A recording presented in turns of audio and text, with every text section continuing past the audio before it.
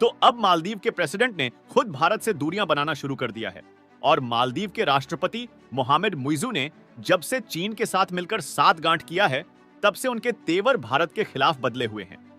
मालदीव को लग रहा था कि वह चीन से हाथ मिला लेगा तो भारत उसकी ओर ज्यादा इज्जत करेगा, लेकिन भारत अब यह बात अच्छे से समझ चुका है कि मालदीव से दोस्ती रखना हमारे लिए खतरा साबित हो सकता है। और अभी तक जो प्रोडक्ट्स मालदीव भारत से सोर्स करता आया था, अब उन्हें चीन और तुर्की के प्रोडक्ट्स द्वारा रिप्लेस किया जा रहा है। और कमाल की बात यह है कि श्रीलंका ने इसमें भारत का साथ देना शुरू कर दिया है और चीन के द्वारा जो जासूसी जहाज मालदीव भेजा जा रहा था, उसे श्रीलंका ने अपने बंदरगाह पर रोकने से मना कर दिया, क्योंकि श्रीलंका को यह बात मालूम हो गई थी यह जहाज भारत के खिलाफ जासूसी के लिए इस्तेमाल किया जाने वाला है। पूरी डेवलपमेंट क्या है इस वीडियो में समझते हैं, लेकिन आगे बढ़ने से पहले भारत जिस तरह से मालदीव को ठिकाने लगाने वाला है, उसके लिए इस वीडियो को एक लाइक जरूर करें। इसी तरह और भी वीडियो देखने के लिए चैनल को भी सब्सक्राइब जरूर करें। अब मालदीव ने भारत के साथ दुश्मनी लेकर अपनी अर्थव्यवस्था को किस लेवल का नुकसान पहुंचाया है, उसका पछतावा अब उसे होने लगा है। लेकिन चाहे कुछ भी हो जाए, भारत अब मालदीव का किसी भी सेक्टर में हेल्प नहीं करने वाला। और जब से मालदीव के राष्ट्रपति चीन के राष्ट्रपति शी जिनपिंग से मिले हैं, तब से उनके तेवर बदले हुए हैं। यानी देखा जाए तो मालदीव के राष्ट्रपति भारत के खिलाफ जहर उगलना शुरू कर दिए हैं। और जो भारत के 77 सैनिक मालदीव में अभी तक मौजूद थे, उनको निकालने का फिर से आदेश दे दिया है।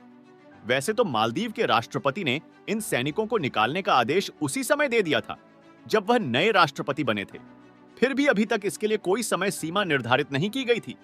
लेकिन जब से मालदीव के राष्ट्रपति चीन के राष्ट्रपति से मिले हैं, तो उन्होंने सैनिकों को निकालने के लिए 35 दिन का समय दिया है। देखिए, अब इस समय मालदीव का चीन की तरफ झुकाव तेजी से बढ़ता जा रहा है और इसीलिए मालदीव में जो भारत के 77 सैनिक मौजूद हैं, उनको निकालने के लिए 15 मार्च तक का समय दिया है। ये सैनिक मालदीव से निकाले जाएंगे, इससे भारत को कोई भी दिक्कत नहीं है।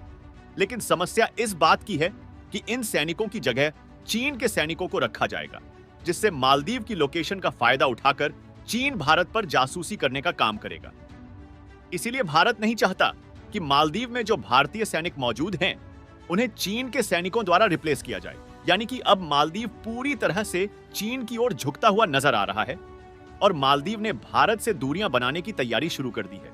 मालदीव की इसी हरकत को देखते हुए भारत से एक्सपोर्ट होने वाले कुछ फूड प्रोडक्ट्स पर रोक लगा दिया गया है, जिसमें प्याज, आलू, अंडा जैसे कुछ अन्य फूड प्रोडक्ट्स शामिल है, जिसके लिए मालदीव पूरी तरह से भारत पर ही डिपेंडेंट है। वैसे देखा जाए, पड़ोसी देश होने के नाते भारत मालदीव को फल और सब्जियां सस्ते दामों में एक्सपोर्ट करता है और भारत से मालदीव को पिछले साल एक्सपोर्ट होने वाले प्रोडक्ट की टोटल वैल्यू $502 मिलियन के करीब है।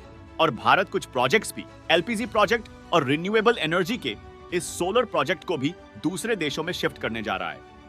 अगर आप इस आर्टिकल को देखें तो मालदीव में सुबह 8 बजे से शाम 5 बजे तक हर रोज जनरेटर का इस्तेमाल किया जाता है, जिससे टूरिस्ट को अच्छी सुविधा दी जा सके। ताज एक्सोटिका के फ्लोटिंग सोलर प्रोजेक्ट के लगाने के बाद इसे शट डाउन किया जा सकता था, लेकिन मालदीव ने जिस तरह से भारत को अपने तेवर दिखाना शुरू किया है, उससे भारत ने सूझबूझकर अपने फैसले को बदल दिया है और अब भारत की कंपनियों ने इसे ग्लोबल लेवल पर ले जाना शुरू कर दिया है और अब यूएई और फ्रांस जैसे देशों में सेटअप करने जा रही है, जिसमें यह डिसाइड किया गया है कि साल 2030 तक लगभग 1 ट्रिलियन इन्वेस्टमेंट की जाएगी।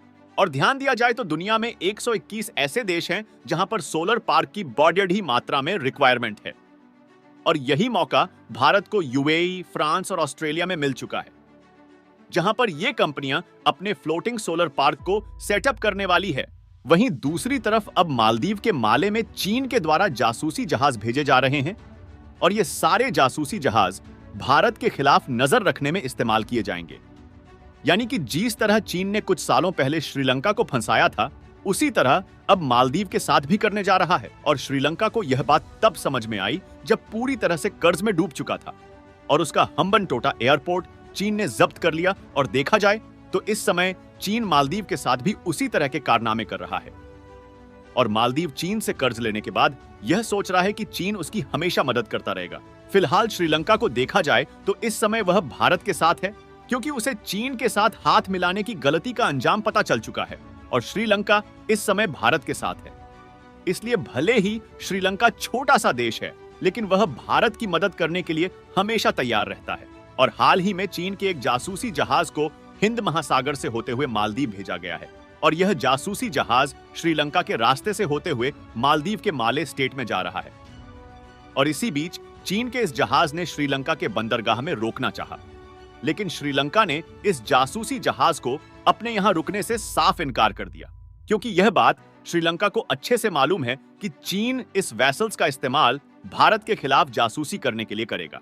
यानी मालदीव में चीन ने अपने वेसल्स को भेजकर भारत पर निगरानी रखने की प्रक्रिया को शुरू कर दिया है। चीन के जासूसी जहाज इन जगहों पर हिंद महासागर में मौजूद है और चीन इसके लिए यह बताता है कि वह इन वेसल्स से समुद्री वाटर में रिसर्च कर रहा है। और इस बार चीन ने अरब सागर में भी अपने पैर जमाने शुरू कर दिए हैं, जिसमें मालदीव को एक प्यादे की तरह इस्तेमाल किया जा रहा है। मालदीव भारत का पड़ोसी देश होने के नाते इसकी लोकेशन का भारत के खिलाफ गलत इस्तेमाल होना शुरू हो चुका है। चीन तेजी के साथ इंडियन ओशियन और अरब सागर के अंदर लगभग 7 जगहों पर अपने पैर जमाए हैं, जहां पर चीन के जासूसी जहाज इस समय भी मौजूद हैं, जिनको अलग अलग सालों में चीन के द्वारा इस्टेब्लिश किया गया है। फिलहाल इस बार भारत ने समय न गंवाते हुए इंडियन नेवी को चीन के द्वारा इस बार मालदीव को जा रहे वेसल्स पर नजर रखने के लिए भेजा गया है।